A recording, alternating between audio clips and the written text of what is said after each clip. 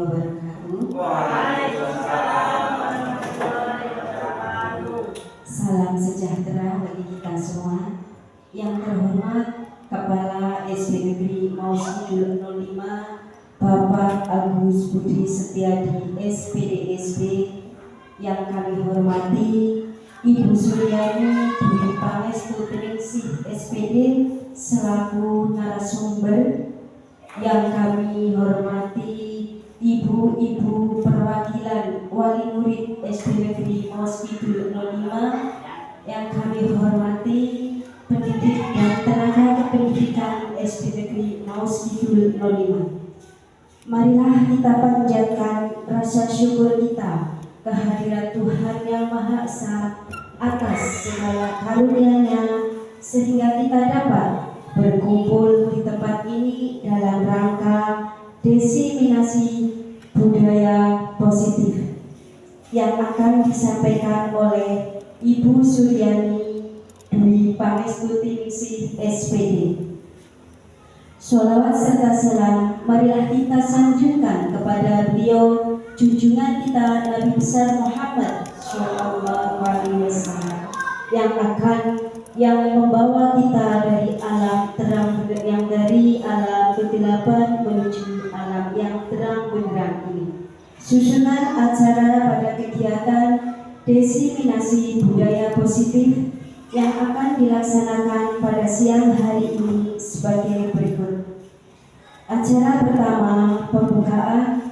Kedua, menyanyikan lagu Indonesia Raya. Ketiga, sambutan dari Kepala SD Negeri Maus Kidul 05. Keempat, acara inti. Kelima, penutup. Bapak Ibu yang berbahagia, untuk kelancaran acara pada siang hari ini, marilah kita buka acara di pagi hari ini dengan bacaan basmalah. Iqra'i ma'badiyah wa li syafa'ati Rasulullah sallallahu alaihi wasallam. Al-Fatihah. Acara selanjutnya menyanyikan lagu Indonesia Raya yang akan dipandu oleh Ibu Tata. Hadirin dimohon berdiri.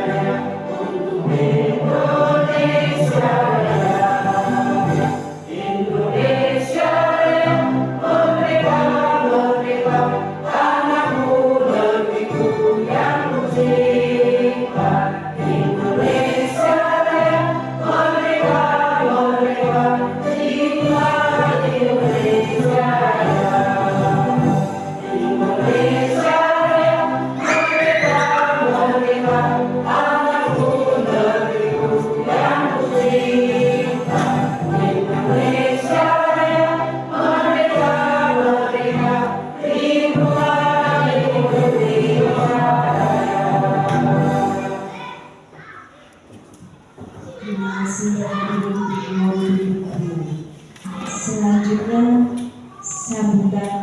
sambutan akan disampaikan oleh beliau Bapak Kepala Sekolah SD Negeri Maus Kidul 05 Bapak Agus Budi Setiadi SPD SD. Waktu dan tempat dipersilakan. Terima kasih kepada Ibu Salamah SPD yang telah memberikan waktu kepada kami. Assalamualaikum warahmatullahi wabarakatuh. Waalaikumsalam warahmatullahi wabarakatuh. Alhamdulillahirabbil alamin, asyhadu an la ilaha illallah wa asyhadu anna Muhammadan abduhu wa rasuluh. Allahumma shalli ala sayyidina Muhammad wa ala alihi wa sahbihi ajma'in. Rabbi shrah li sadri wa yassir li amri wahlul 'uqdatam min lisani yafqahu qawli. Amma ba'du.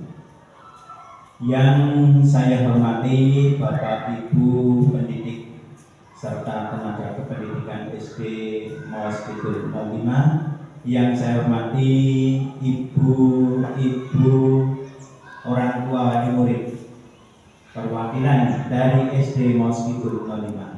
Marilah terlebih dulu kita panjatkan puji syukur kehadirat Allah Subhanahu wa ta'ala di qaulina alhamdulillahirabbil alamin, bahwa pada pagi siang hari ini kita masih diberi kesempatan, diberi rahmat untuk bisa melaksanakan tugas dan kewajiban, antara lain mengikuti acara diseminasi budaya positif yang akan disampaikan oleh beliau Ibu Suryani Dwi Pangestuningsih SPD.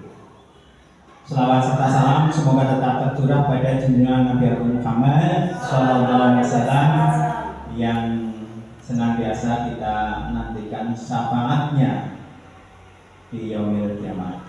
Mudah-mudahan kita yang berada di sini akan mendapatkan syafaatnya. Amin. Bapak Ibu yang saya hormati, kami atas nama sekolah mengucapkan terima kasih dan selamat untuk Ibu Ut yang lagi melaksanakan diseminasi budaya positif. Semoga apa yang disampaikan oleh beliau bisa membawa kita semua untuk kita bisa termotivasi menjadi guru penggerak. Bagi teman-teman yang belum menjadi guru penggerak, supaya segera mendaftar, mengikuti. Semoga Ibu Suryani ini akan memberikan motivasi, memberikan gambaran, mendorong kepada teman-teman, kepada sekolah supaya lebih positif, supaya bertindak positif, apa-apanya positif, ya, apa-apanya positif. Jadi jangan sampai ada perbuatan-perbuatan negatif yang ada di sekolah, ya. Tidak hanya di sekolah, di rumah juga jangan sampai ada perbuatan yang negatif, ya. Nih, jadi budaya positif di sekolah ini harus benar-benar dibudidayakan. Monggo setiap hari, setiap pagi kita laksanakan kegiatan yang nanti mengarah kepada budaya positif. Kami dari sekolah sangat-sangat mendukung. Semoga apa yang akan disampaikan oleh beliau Ibu Suryani bisa membawa kita untuk kemajuan sekolah, untuk kemajuan kita bersama, sehingga murid-murid di SD Mawaskidul 05 bisa terbawa ke hal-hal yang lebih baik. Sekolah kita semakin maju, mudah-mudahan karakter yang ada pada anak didik kita ini semakin baik, semakin berbudaya. Saya kira kami hanya bisa menyampaikan seperti itu. Pada dasarnya kami sangat mendukung kegiatan-kegiatan ini, dan untuk kegiatan semua guru penggerak, ya, kami sangat mendukung. Untuk itu kami akhiri, sekian. Billahi taufiq wal hidayah. Assalamualaikum warahmatullahi wabarakatuh.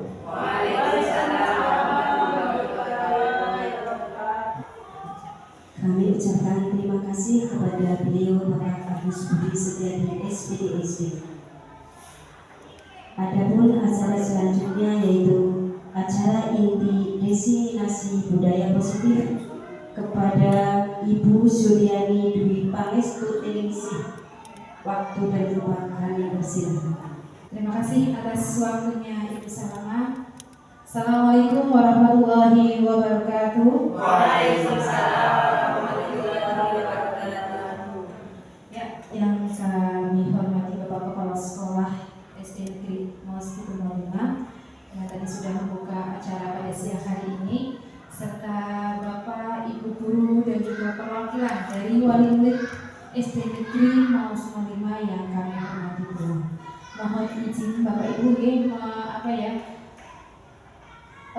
meminta waktunya untuk sosialisasi diseminasi budaya positif ini yang nantinya itu bermanfaat bagi kita semua, mudah-mudahan ini demi kemajuan sekolah kita dan juga demi membangun karakter anak-anak di SD Negeri Moskow. Perkenalkan, ini adalah nama dari fasilitator saya, yaitu Bapak Nuryanto SPD MPD. Kemudian saya calon guru penggerak angkatan 11, dan kemudian ada pengajar praktik dari yang bernama Bapak Lukman SPD. Tujuan dari diseminasi budaya positif ini yang pertama adalah peserta diskusi dapat membuat keyakinan kelas. Kalau di sini keyakinan di dalam diseminasi ini. Yang kedua, peserta diskusi dapat memahami konsep pendidikan Ki Hajar Dewantoro dihubungkan dengan konsep lingkungan dan budaya positif di sekolah. Yang ketiga, berbagi praktik baik dalam menumbuhkan budaya positif di SD Negeri Mos 05 dengan meyakini nilai-nilai kebajikan universal serta menciptakan murid yang merdeka dan mempunyai disiplin kuat sesuai dengan profil pelajar Pancasila. Yang terakhir, peserta diskusi dapat memahami teori motivasi, hukuman, dan penghargaan. Dan yang terakhir adalah peserta diskusi dapat menerapkan restitusi dalam penyelesaian berbagai macam masalah yang kita hadapi selama ini. Sebelum saya lanjut ke materi, mari Bapak Ibu kita lakukan kesepakatan forum diseminasi ini, yang mana dalam forum diseminasi ini biar berjalan dengan lancar, jadi kita membuat kesepakatan. Di sini saya berikan contoh menghormati pendapat orang lain. Ini sepakat apa tidak Bapak Ibu? Yang kedua, menjadi pendengar yang baik. Lalu apa lagi? Ada apa namanya? Masuknya mungkin biar forum diskusi ini menyenangkan atau bagaimana? Ada tambahan?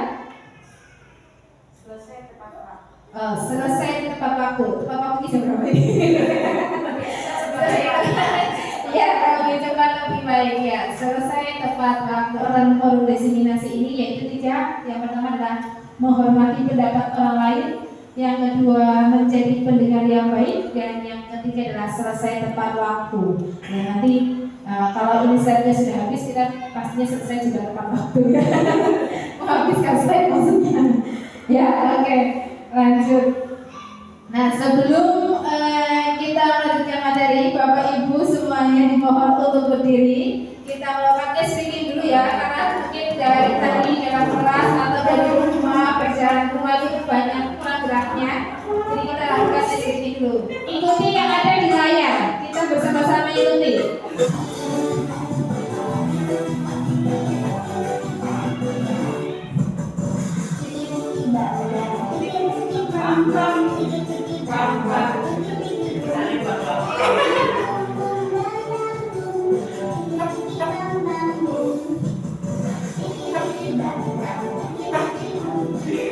Iya, senam ya.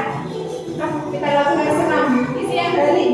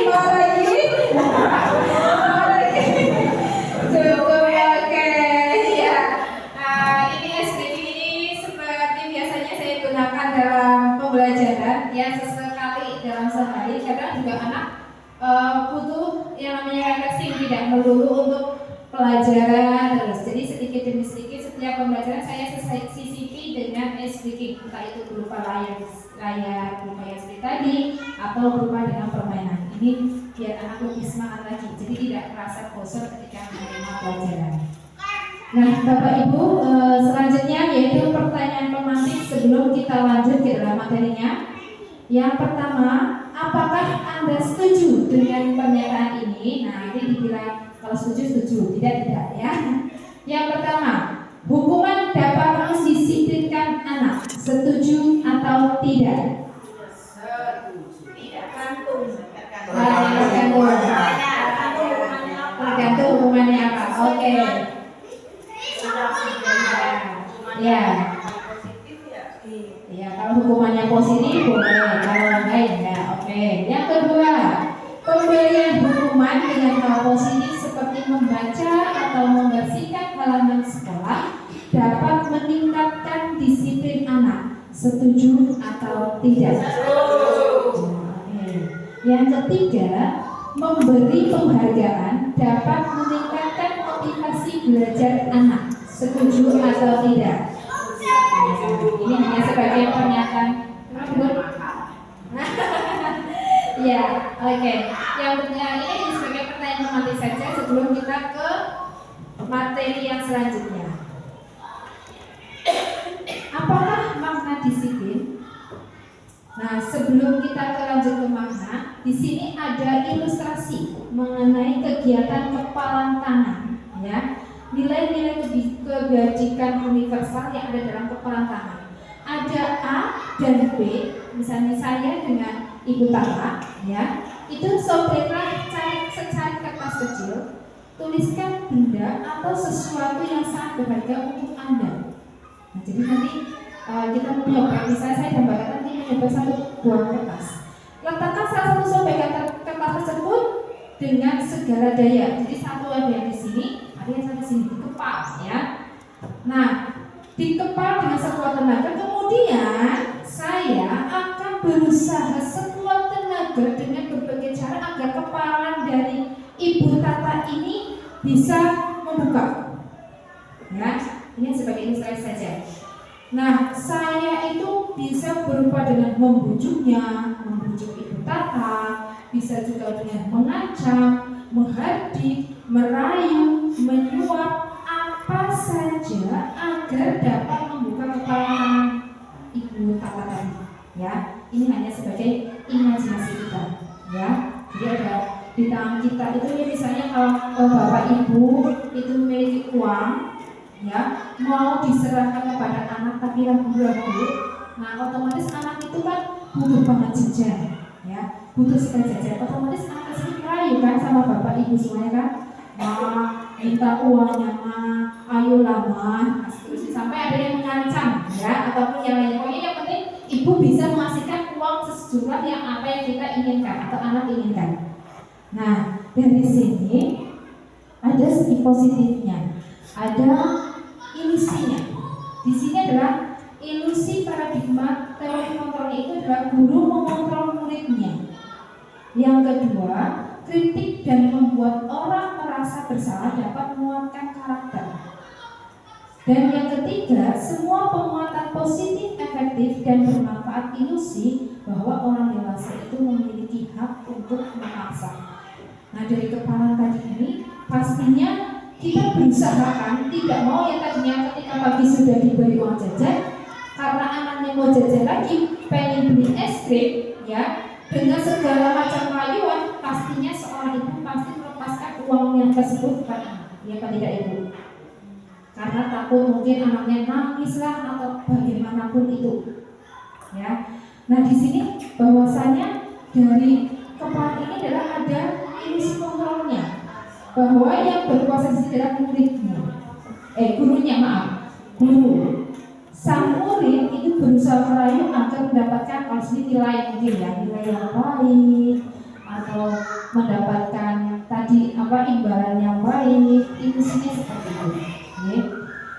Kemudian perubahan paradigma stimulus respon teori kontrol. Siapa sih yang di sini sungguhnya memiliki kontrol tersebut? Yang pertama adalah stimulus respon. Ada tahap yang kedua adalah teori kontrol. Yang pertama, kita mencoba mengubah orang agar berpandangan sama dengan kita. Yang kedua, perilaku buruk dilihat sebagai suatu kesalahan. Yang ketiga, orang lain bisa mengontrol saya. Dan yang keempat, saya bisa mengontrol orang lain.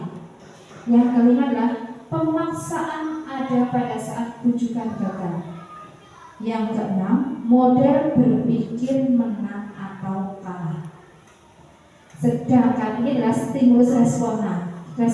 Sedangkan teori kontrolnya, kita bisa mengontrol agar stimulus respon ini tidak bisa tercapai. Kita berusaha memahami pandangan orang lain tentang dunia. Yang kedua, semua perilaku memiliki tujuan. Yang ketiga, hanya Anda yang bisa mengontrol diri Anda sendiri. Yang keempat, Anda tidak bisa mengontrol orang lain. Yang kelima, kolaborasi dan konsensus menciptakan pilihan-pilihan baru. Dan yang keenam, model berpikir menang-menang.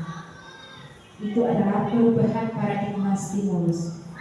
Nah, dari paradigma ini, maka ada istilah atau ada makna disiplin, yang mana disiplin ini berasal dari bahasa Latin, yaitu disciplina, yang artinya adalah belajar. Jadi yang namanya disiplin itu adalah artinya belajar. Makna asal dari kata ini berkonotasi dengan disiplin diri dari murid-murid Socrates dan Plato. Nah, disiplin diri membuat orang menggali potensinya menuju sebuah tujuan apa yang dia hargai. Namun, dalam budaya kita, makna kata disiplin telah berubah menjadi sesuatu yang dilakukan seseorang pada orang lain untuk mendapatkan kepatuhan. Ya, Pak, ya, Bu, Ibu semuanya. Ya kan, kalau di dalam negara kita atau kita sendiri, disiplin itu ben anaknya patuh, nurut, ya. Yang selanjutnya adalah kecenderungan umum. Kecenderungan umum ini adalah menghubungkan kata disiplin dengan ketidaknyamanan, bukan dengan apa yang kita hargai atau pencapaian suatu tujuan mulia. Jadi kalau disangkut pautkan dengan artinya yang selama ini kita terapkan, benar apa tidak, Bapak Ibu semuanya? Bahwasanya kalau disiplin arti sebenarnya itu adalah belajar, tapi kalau di dalam kehidupan kita, disiplin itu artinya adalah menghukum atau sesuatu yang biar anak itu nurut. Kira-kira dari hal tersebut sudah tepat apa belum dengan pengertiannya? Iya, dua-duanya ya. Kadang tepat, kadang tidak. Oke. Nah, di sini nilai-nilai kebajikan universal sesuai dengan profil pelajar Pancasila. Di sini dalam profil pelajar Pancasila ada 6, yaitu yang pertama adalah beriman dan bertakwa kepada Tuhan Yang Maha Esa dan berakhlak mulia. Yang kedua, berkebinekaan global. Yang ketiga, bergotong royong. Yang keempat, kreatif. Yang kelima, bernalar kritis. Dan yang terakhir adalah mandiri. Mungkin kemarin di kelas 4 sering bernyanyi-nyanyi di sini, mungkin di rumah dipraktekkan. Ini adalah profil pelajar Pancasila yang sekarang kita atau pemerintah berusaha terapkan dalam pendidikan yang ada di Indonesia. Adapun nilai-nilai kebajikan universal itu adalah sifat positif manusia yang merupakan tujuan mulia yang ingin dicapai setiap individu. Nilai-nilai tersebut bersifat universal dan lintas bahasa, suku bangsa, agama maupun latar belakang. Nah, dari setiap perilaku atau perbuatan ini memiliki tujuannya. Ini sesuai dari Dr. William Glasser pada teori kontrol 1984. Yang kedua, dengan mengaitkan nilai-nilai kebajikan yang diyakini seseorang, maka motivasi intrinsiknya akan terbangun sehingga menggerakkan motivasi dari dalam untuk mencapai tujuan yang mulia yang diinginkan sesuai dengan kutipan dari Diana Gosset pada tahun 1998. Dan yang terakhir adalah nilai-nilai kebajikan yang ingin dicapai oleh setiap anak Indonesia kita kenal dengan profil belajar Pancasila. Apakah motivasi ibu bapak mengikuti diseminasi budaya positif ini? Mungkin karena undangan. Motivasinya karena undangan. Ya. Teori motivasi perilaku manusia itu yang pertama adalah untuk menghindari ketidaknyamanan atau hukuman. Apa yang akan terjadi apabila saya tidak melakukannya? Ini berhubungan dengan motivasi eksternal. Nah, yang kedua, untuk mendapatkan imbalan dari orang lain atau institusi apa yang akan saya dapatkan apabila saya melakukannya. Ini pun termasuk dalam motivasi eksternal. Dan yang ketiga adalah untuk menghargai diri sendiri. Saya akan menjadi orang yang seperti apa apabila saya melakukannya. Ini adalah motivasi internal, tujuan dari disiplin positif. Merdeka. Nah, ini sesuai dengan mungkin menurut Ki Hajar Dewantara, merdeka itu artinya tidak hanya lepas dari perintah, akan tetapi juga cakap buat memerintah diri sendiri. Ini kutipan dari Ki Hajar Dewantara mengenai pemikiran, konsepsi, keteladanan, sikap merdeka yang terdapat dalam cetakan kelima tahun 2013 halaman 469. Nah, dari filosofi Ki Hajar Dewantara ini saya pelajari kemarin bahwasanya pendidikan itu adalah kita harus menuntun murid. Kalau mungkin dari bapak ibu guru di sekolah itu mengembangkan motivasi atau minat bakat dari murid tersebut, ya. Jadi tidak murid itu tidak harus pintar, sekolah itu pintar.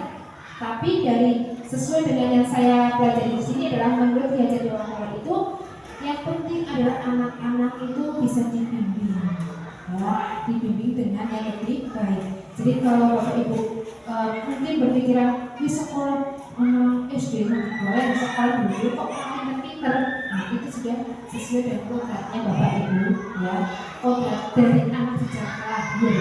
Jadi bapak ibu guru di sini hanya sebagai membimbing saja, anak bisa membaca, anak bisa menulis. Nah, kodratnya anak pinter ataupun bodoh itu sudah dari Allah, ya, dari Tuhan Yang Maha Esa. Dimasukkan ke dalam rahim ibu semuanya itu mau jadi pintar atau enggak itu sudah dari Allah Yang Maha Kuasa, ya. Jadi kita jangan di rumah mungkin bapak ibu, bijinya enak banget, nanti ulang lagi disimpan dulu, nanti di sini saya kok jadi sekolah. Nah, jangan seperti itu nih ibu-ibu, ini perwakilan dari ibu-ibu semuanya. Bukan saya mengundang ibu-ibu ini hanya anakku ternyata bodoh ya anak kelas, enggak seperti itu. Ini sebagai perwakilan saja, ya. Ini sebagai sharing saja kita, ya. Jadi kalau di sekolah itu kita membimbing anak sesuai dengan apa yang kita bisa. Kalaupun anak itu pintar, kita mendapatkan hadiah. Ibu pun mendapatkan hadiah. Tapi di sini kita berusaha membimbing minatnya anak. Ada yang ketika belajar itu anak suka menggambar. Ada yang ketika belajar anak itu suka bernyanyi. Karena masing-masing anak dalam satu kelas itu beda minatnya dan juga bakatnya. Nah, disinilah tugasnya bapak ibu guru yang di sekolah itu menggali minat dan bakat yang ada dalam anak-anak tersebut, ya. Pastinya si A memiliki bakat dalam bidang olahraga, pasti dalam bidang akademik dia akan turun seperti itu. Begitu juga dengan ada yang kita dalam bidang akademik, tapi dalam bidang-bidang seperti olahraga, seperti seni ataupun menggambar atau menyanyi, dia turun. Yang namanya anak itu ya seperti itu bapak ibu, sudah dari sananya intinya seperti itu, ya. Ya dari Tuhan Yang Maha Esa menciptakan anak itu pintarnya ini, ya kita harus menyadari, ya. Jangan menyalahkan aku tuh pintar, sekolah tuh pintar, jangan seperti itu. Pasti ada bakat terpendam yang ada dalam diri putra putri bapak ibu semuanya, dan juga di sini tugasnya adalah dari pihak bapak ibu guru.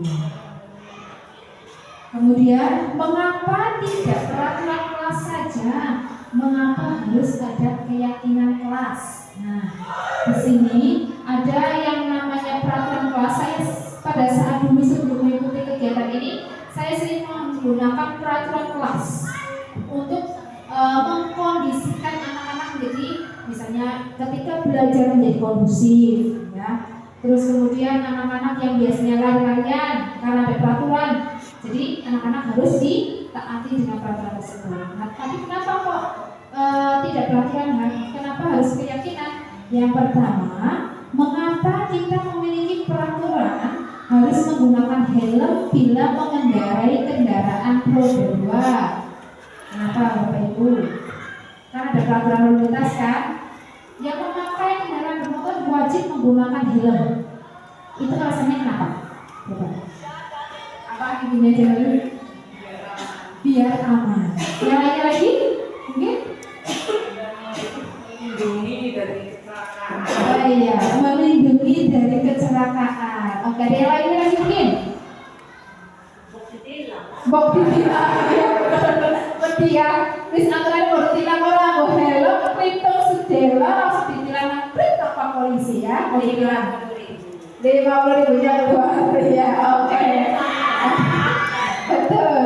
Terus yang kedua, mengapa siswa harus datang tepat waktu? Ya, alasannya apa coba? Ya, disiplin. Ada tata tertib sekolahan, pintar ya, bagus. Terus apalagi? Ada loh kelasnya saya. Itu kelamanya ya terlambat nanti saya itu. Ya, yang ketiga, mengapa sepatu harus berwarna hitam untuk anak sekolah bukan warna bareng? Ya, seragam, ya seragam, warna hitam. Apa? Bukan tempat kotor ya benar. Kalau sepatu putih itu kan kelihatan sekali kotornya ya. Oke. Oh iya, sudah dari sananya ya. Iya betul udah sih ya. Untuk mendukung motivasi intrinsik ini kembali ke nilai-nilai atau keyakinan lebih menggerakkan seseorang dibandingkan mengikuti serangkaian peraturan. Memakai sepatu hitam, datang tepat waktu, terus menggunakan helm itu pun termasuk dalam aturan. Iya kan tidak? Aturan ketika lalu lintas kan orang barang ditilang. Ya kalau tidak itu kan segitu kan? Kalau bisa katanya bagaimana emang kalau iya kan? Nah itu adalah serangkaian dari yang namanya peraturan. Nah di sini adalah keyakinan kelas. Nah di sini keyakinan kelas ini merupakan kesepakatan kelas yang diyakini dan dibuat bersama oleh guru dan murid sebelum dan atau selama proses pembelajaran. Nah, di sini di dalam kesepakatan kelas ini berisi beberapa aturan untuk membantu guru dan murid bekerja sama membentuk kegiatan belajar mengajar yang efektif. Kesepakatan kelas ini tidak hanya berisi harapan guru terhadap murid, tetapi juga harapan murid terhadap guru serta harapan guru dan murid terhadap proses pembelajaran yang berlangsung. Jadi dalam kelas 4 itu ada peraturan yang namanya ketika bu guru sedang mengajar tidak boleh menyela atau tidak boleh memotong penjelasan bu guru. Nah disitu ada salah satu anak yang membuat seperti itu. Nah disitu kita buat keyakinan dan juga buat kesepakatan. Keyakinannya berapa apa? Karena tidak boleh menyela berarti bertanya terlebih dahulu. Itu ada kesepakatan dan keyakinan yang ada dalam kelas. Yang mana dari keyakinan kelas ini kita buat agar yang tadinya kita menggunakan peraturan kan banyak aturan-aturan terus yang perlu kita langgar, mungkin ya anak-anak itu kita langgar. Tetapi kalau ada keyakinan kita buat sebaik mungkin, terus kemudian kita terapkan. Kalau anak tersebut melanggar, kita kembali lagi ada nggak keyakinan kelas yang ada dalam kelas. Nah kalau keyakinan kelas kita buat bersama. Ya, ada kesepakatan, bukan dari kesepakatan dari guru saja, tapi satu kelas itu sudah ada kesepakatannya. Nah, tujuan dari keyakinan kelas ini adalah yang pertama membentuk keyakinan kelas hasil dari curah pendapat semua warga kelas berdasarkan nilai-nilai kebajikan universal. Yang kedua, menumbuhkan motivasi internal melalui penerapan disiplin positif. Yang ketiga, menumbuhkan semangat kerjasama dan tanggung jawab. Yang keempat, mewujudkan suasana kelas yang aman dan nyaman untuk belajar. Nah, ini sedikit demi sedikit di kelas 4 kemarin saya sudah menggunakan kelas seperti ini. Mungkin dari para bapak ibu guru juga sudah ada yang melakukannya. Di sini membuat kelas kita jadi aman dan nyaman. Jadi kalau ada anak-anak yang berisik, langsung pada teriak, ayo, yang kelas itu harus digawe, jelas ditulis kali. Jadi ada seperti itu. Jadi semua bisa kondusif dalam pembelajaran. Memberikan keyakinan kelas. Yang pertama, keyakinan kelas ini bersifat abstrak daripada peraturan yang lebih rinci dan konkret. Yang kedua, keyakinan kelas berupa pernyataan-pernyataan universal. Yang ketiga, pernyataan keyakinan kelas senantiasa dibuat dalam bentuk positif. Yang keempat, keyakinan kelas hendaknya tidak terlalu banyak sehingga mudah diingat dan dipahami oleh semua warga kelas.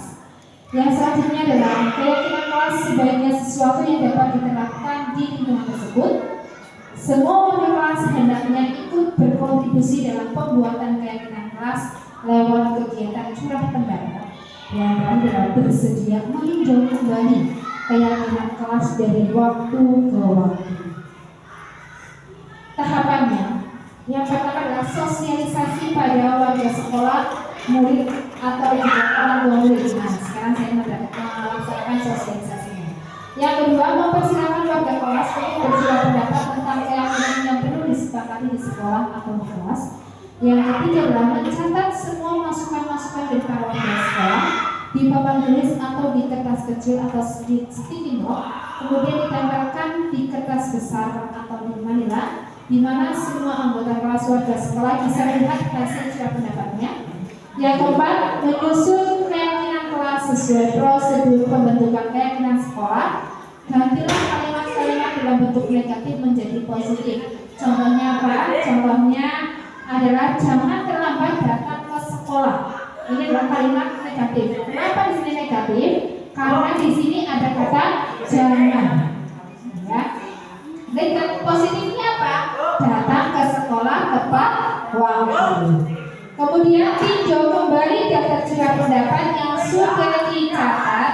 Anda mungkin akan mendapati bahwa pernyataan yang tertulis di sana masih banyak yang berupa peraturan-peraturan. Selanjutnya, ajak warga sekolah atau murid-murid untuk menemukan nilai kebajikan atau keyakinan yang dituju diri dari peraturan tersebut. Nah, maksudnya bagaimana itu Bu Guru? Nah, maksudnya silakan Bapak Ibu berdiri, ya, berhadapan dengan kanan kiri yang ini. Tadi bukan dengan Bu. Ya, kita disilakan tersenyum kepada di depan orang kita selama 30 detik, ya. Betapa sekali tersenyum, ya. Saya menggunakan ini sampai 30 detik berarti, ya. Hitungan ketiga dimulai. 1, 2, 3.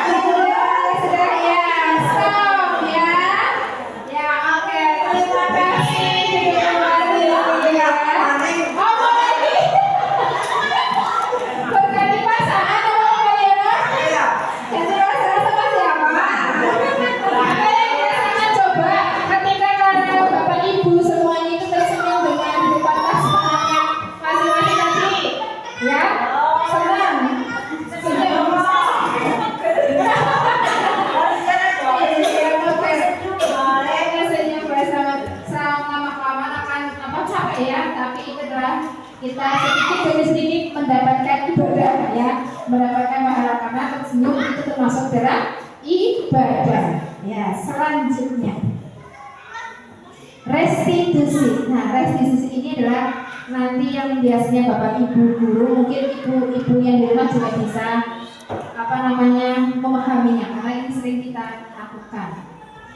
Apa itu restitusi? Restitusi itu artinya adalah proses menciptakan kondisi bagi murid untuk memperbaiki kesalahan mereka sehingga mereka bisa kembali pada kelompok mereka dengan karakter yang lebih kuat.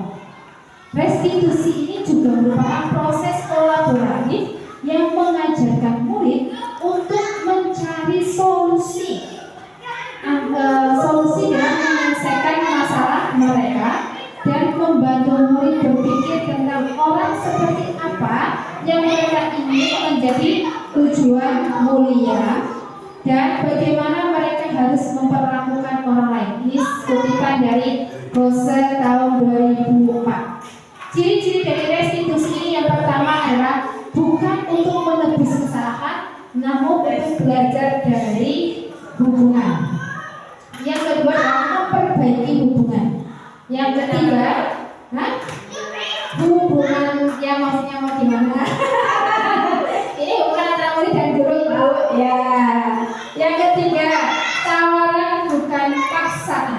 Yang keempat, restitusi ini menuntut untuk melihat ke dalam dirinya anak tersebut.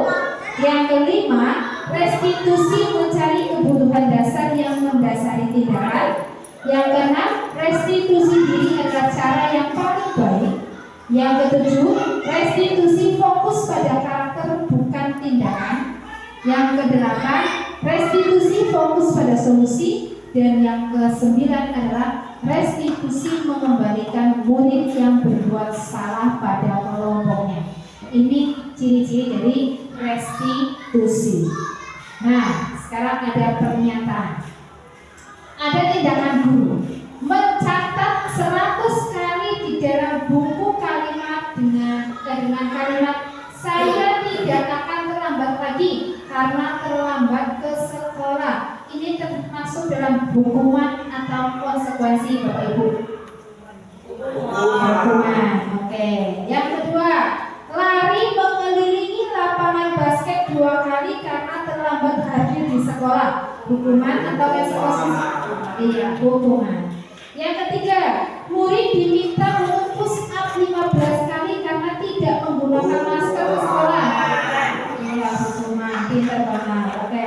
Menggantikan kertas tugas teman yang telah dicoret-coret. Konsekuensi. Yang selanjutnya, murid disuruh untuk mengenakan sepatu seharian di sekolah karena tidak mengenakan sepatu hitam. Adalah berbeda. Hukuman. Konsekuensi. Ya. Murid disuruh untuk mengenakan sepatu seharian di sekolah karena murid itu tidak memakai sepatu warna hitam. Hukuman. Ya, hukuman apa konsekuensi? Jadi ada satu murid memakai sepatu putih. Ya. Kalau orangnya kan memakai sepatu hitam. Ya, dia memakai sepatu hitam. Nah, Ya itu konsekuensinya. Konsekuensinya. Jadi kesalahan yang telah dibuat. nah, benar apa Pak Leno? Berarti kan kalau dia melanggar tata tertib. Sebenarnya beda tipis ya antara Nah, kalau hukuman dan konsekuensi beda tipis ya. Tapi kalau hukuman biasanya itu menggunakan fisik. Ya, tapi kalau konsekuensi ya itu konsekuensimu. Misalnya seperti itu. Jadi ada satu murid dalam hari ini harus memakai sepatu hitam. Tetapi kalau ada murid yang memakai sepatu putih, aturannya apa? Memakai sepatu hitam. Kenapa memakai sepatu putih? Gak punya guru misalnya gitu kan. Nah, konsekuensinya apa? Konsekuensinya itu harus memakai sepatu putih itu selama 1 hari di sekolah. Itu konsekuensi bukan hukuman. Oke? Nah, dihukum oleh penghargaan. Ya, penghargaan menurunkan kualitas, ada penghargaan mematikan kreativitas, ada penghargaan mengurangi motivasi intrinsik. Nah, bentuk program kebajikan ini adalah berupa apresiasi. Yang namanya penghargaan sebenarnya itu tidak dibenarkan atau tidak diperbolehkan dalam pembelajaran. Ya, tetapi yang lebih tepatnya itu berupa apresiasi. Okay. Apresiasi bukan penghargaan. Dalam memberikan apresiasi ini perlu diingat beberapa hal. Yang pertama adalah beri pengakuan secara khusus. Yang kedua, beri pengakuan secara pribadi. Yang ketiga, beri pengakuan kepada semua murid secara bergantian. Yang selanjutnya, beri pengakuan secara konsisten. Dan yang terakhir adalah fokus pada proses. Jadi kalau misalnya Bapak Ibu ada murid mendapatkan ulangan harian 100, pasti ada imbalannya atau penghargaannya, bisa berupa uang ataupun yang lainnya. Sebenarnya itu tidak boleh. Tapi kalau kita bisa menggunakan apresiasi, walaupun hanya walaupun berupa dengan ucapan saja. Tingkatkan lagi prestasimu ya nak, bagus, kamu sudah bagus dalam ulangan hari ini mendapatkan nilai 100, besok dipertahankan lagi ya. Nah, hanya kalimat-kalimat itulah yang bisa digunakan dalam pembelajaran, bukan dalam bentuk imbalan ataupun penghargaan. Perbedaan hukuman dan konsekuensi yang tadi seperti kita lakukan atau ada sedikit pendapat ya. Kalau hukuman itu yang pertama adalah sesuatu yang menyakitkan harus terjadi. Contohnya tadi lari mengelilingi lapangan, itu menyakitkan apa tidak Bapak Ibu? Capek kan, kesel. Nah, konsekuensinya itu sesuatu yang harus terjadi. Yang kedua, membuat anak sakit atau fisik maupun hati untuk jangka waktu yang lama. Ya, ingat-ingat semangat sebelum aku biar pernah dihukum 60 tren. Orang bawa buku kok mengelilingi lapangan, itu akan tertanam dalam hati anak tersebut sampai jangka waktu yang sangat lama. Nah, ini konsekuensinya adalah membuat anak merasa tidak nyaman dalam waktu jangka pendek, sehingga anak itu merasa Buut galak ya, Buut sadis ya, ataupun yang lainnya. Jadi ada tertanam dalam diri anak itu negatifnya kita. Padahal yang namanya hukuman itu menurut kita mendisiplinkan anak, tapi itu adalah yang menurut pembelajaran yang saya lakukan itu adalah yang tidak baik. Yang ketiga, anak membenci kedisiplinan. Pastinya yang namanya hukuman, apa-apa dihukum pasti akan terus-menerus akan dilanggar. Yang konsekuensinya adalah anak menghargai disiplin. Tapi kalau kita melakukan yang namanya konsekuensi, pasti anak tersebut tidak berusaha untuk melanggarnya. Yang kehukuman ini adalah berupa paksaan. Nah, konsekuensi adalah stimulus tanggapannya. Sedangkan selanjutnya, hukuman itu mendorong anak menyakiti diri sendiri, dan konsekuensinya itu mendorong anak agar mudah menyesuaikan diri. Terus selanjutnya mengenai perbedaan hukuman yang selanjutnya yaitu konsep diri yang buruk, sedangkan konsekuensinya adalah konsep diri yang baik. Yang selanjutnya, hukuman anak belajar untuk menyembunyikan kesalahan, dan konsekuensinya anak belajar untuk mematuhi peraturan. Ada yang mungkin pernah mengambil uang orang tua karena hukuman pedih, jadi kan ada rasa takut ya. Jadi anak bisa berupa bohong kepada orang tua. Itu adalah sisi negatif dari hukuman. Yang selanjutnya adalah marah, rasa bersalah, dipermalukan, merasa tidak dihargai. Itu dari perbedaan hukuman. Dengan konsekuensinya itu adalah kehilangan hak, dibuat tidak nyaman, diasingkan untuk sementara, ataupun bisa berupa take out.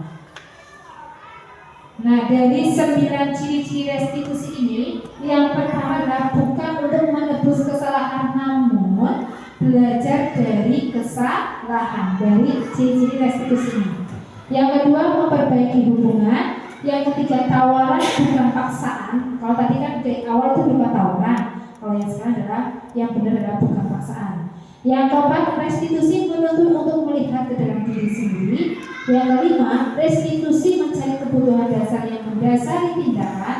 Yang keenam, restitusi diri adalah cara yang paling baik. Yang ketujuh, restitusi fokus pada karakter, bukan tindakan. Yang kedelapan, restitusi fokus pada solusi. Dan yang kesembilan adalah restitusi mengembalikan murid yang berbuat salah pada kelompoknya. Ini 9 ciri-ciri restitusi yang benar. Nah, kebutuhan dasar manusia. Kebutuhan dasar manusia itu ada 5. Yang pertama adalah bertahan hidup. Yang kedua, kasih sayang dan rasa diterima. Yang ketiga, penguasaan. yang keempat kebebasan, dan yang kelima adalah kesenangan. Nah, dari kebutuhan dasar manusia ini, apakah Bapak Ibu semuanya sudah diterapkan dalam keluarganya masing-masing? Sudah. Sudah. Iya, sudah ya. Senang, ya. Ada saya apa tidak? Ada, otomatis. Bebas apa tidak? Bebas. Bertahan hidup? Iya, Bapak nih. Iya. Iya, seperti itu. Ya, oke. Selanjutnya ada beberapa pernyataan. Saya kecewa sekali dengan kamu. Siapa yang mengatakan ini? Saya kecewa sekali dengan kamu. Berarti yang mengatakan seperti ini adalah ibu atau anaknya? Ibu. Oke. Kamu tidak pernah benar melakukannya. Siapa yang mengatakannya? Ibu. Oke. Ayolah, lakukan demi ibu bapak. Ibu lagi. Ya, bapak juga pernah atau tidak? Pernah ya. Apakah kamu mau mendapatkan stiker bintang hari ini? Ibu lagi. Bagaimana kamu bisa menyelesaikan masalah ini? Ibu lagi. Kamu selalu yang paling terakhir. Nah, ibu itu adalah pernyataan dari ibu-ibu yang semuanya itu berupa ibu. Bapak orang. Nah, bapak mau atau tidak? Anak-anak juga bapak melakukan atau tidak? Ya, lakukan. Tapi kebanyakan ibu baik di dalam kelas maupun di luar kelas. Ketika berhubungan dengan anak mesti ibu yang peran utamanya. Nah, di sini ada sebuah kasus ya. Nah, seperti tadi saya contohkan, ini bukannya saya mengejek atau menjelekan murid saya. Ini adalah pengalaman pribadi anak tersebut, yaitu pada hari Senin, Yasrin merupakan murid kelas 4. Dia datang terlambat ke sekolah dikarenakan bangunnya kesiangan dengan alasan belajar terlalu malam. Di rumah tidak ada yang membangunkannya karena orang tuanya sudah berangkat bekerja. Jadi dalam segitiga restitusi itu yang pertama adalah saya menstabilkan identitas dulu. Maksudnya apa? Saya ingin bertanya dulu, kenapa Yasrin tadi berangkat sekolah terlambat? Pastinya kan anak tersebut memiliki alasan kan? Nah, kita berusaha menggali alasan kenapa itu anak tersebut melakukan kesalahan, ya seperti itu. Nah, yang kedua, validasi tindakan yang salah. Nah, dari otomatis dari keterlambatan tersebut kan anak tersebut melakukan kesalahan, ya kan? Nah, di sini kita membenarkan kamu berbuat itu salah atau benar. Nah, apa yang kamu lakukan? Nah, seperti itu. Ini adalah validasi tindakan yang terus. Kemudian dari nolong duit itu atau mencuri uang tersebut perbuatannya salah atau benar. Nah, kita kan otomatis tanya jaga anak kan biar anak itu lebih terbuka. Nah, dan selanjutnya tapi pertanyaannya jangan sambil ngegas ya, pertanyaan yang pelan-pelan saja. Tinggal ngegas sambil melotot, anak yang tadinya mau terbuka menjadi takut lagi, tidak mau terbuka. Jadi ini sebagai yang pelan tapi pasti intinya sudah. Nah, di sini karena saya sudah membuat keyakinan, di sini menanyakan keyakinan kelasnya. Karena datang harus tepat waktu. Nah, di sini saya menanyakan keyakinan karena si Yasir ini sudah melanggar keyakinan. Nah, dari sini saya gali mau mengulangi lagi atau tidak? Tidak, Bu. Apa yang kamu lakukan? Ya, Bu, besok saya akan datang tepat waktu dan akan kemarin berusaha banyak untuk membangunkannya setiap pagi. Nah, alhamdulillah di hari berikutnya Yasir datang tepat waktu sesuai dengan apa yang dia yakini dan apa yang dia ucapkan. Jadi dalam tahapan segitiga restitusi ini ada 3 tahap. Yang pertama adalah menanyakan atau identitas dulu, menstabilkan identitas dulu. Masalah itu ditanyakan. Yang kedua adalah berupa validasi tindakan yang salah diperbaiki lagi. Dan yang ketiga, karena kita di kelas ada keyakinan, kita diingatkan, anak tersebut diingatkan dengan keyakinan kelas yang sudah dibuat agar tidak diulangi lagi. Seperti itu dalam segitiga restitusi. Nah, di sini pembagiannya adalah menstabilkan identitas, menanyakan keyakinan, validasi tindakan yang salah. Itu adalah 3 segitiga restitusi. Mungkin Bapak Ibu guru ada yang pernah melakukan ketiga-tiganya seperti ini? Atau baru 2 atau baru 1? Diingat-ingat lagi coba. Kalau saya kebanyakan sebelum mengikuti program ini ke 2 kok. Yang meyakinkan kelas itu tidak ada karena saya belum tahu yang namanya meyakinkan kelas itu apa. Tapi setelah melakukan seperti ini, saya sudah mencoba ketiga-tiganya dalam menyelesaikan masalah. Jadi anak mengingat lagi, oh ya aku sebagai keyakinan aku butuh mentaatinya, bukan melanggarnya, seperti itu.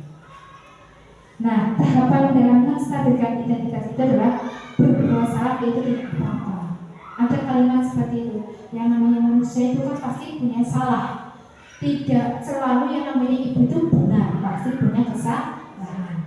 Terus tidak ada manusia yang sempurna. Saya ingin mencari solusi dari masalah ini termasuk dalam menstabilkan identitas. Yang kedua adalah validasi tindakan yang salah. Kamu pasti punya alasan mengapa hal tersebut dilakukan. Terus ini adalah beberapa contoh pertanyaan-pertanyaan yang bisa termasuk dalam validasi tindakan yang salah. Kemudian yang terakhir adalah menanyakan keyakinan. Nah, apa yang keyakinan kelas yang kita percayai? Yang kedua, keyakinan apa yang belum kamu tunjukkan? Dan yang ketiga adalah apakah tindakanmu mencerminkan keyakinan tersebut? Nah, ini yang biasanya yang sebelumnya saya buat keyakinan itu bagian ini hilang atau tidak saya ucapkan sehingga anak hanya mentok dalam validasi tindakan yang salah. Seperti itu. Ini yang belum tepat dilakukan sebelum saya mengikuti program seperti ini. Nah, itu saja penjelasan dari saya, Bapak Ibu.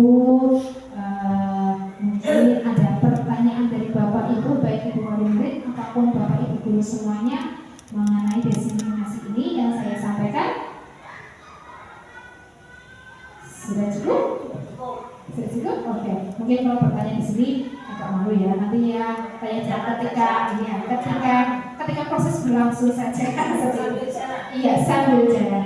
Itu saja yang saya presentasikan hari ini.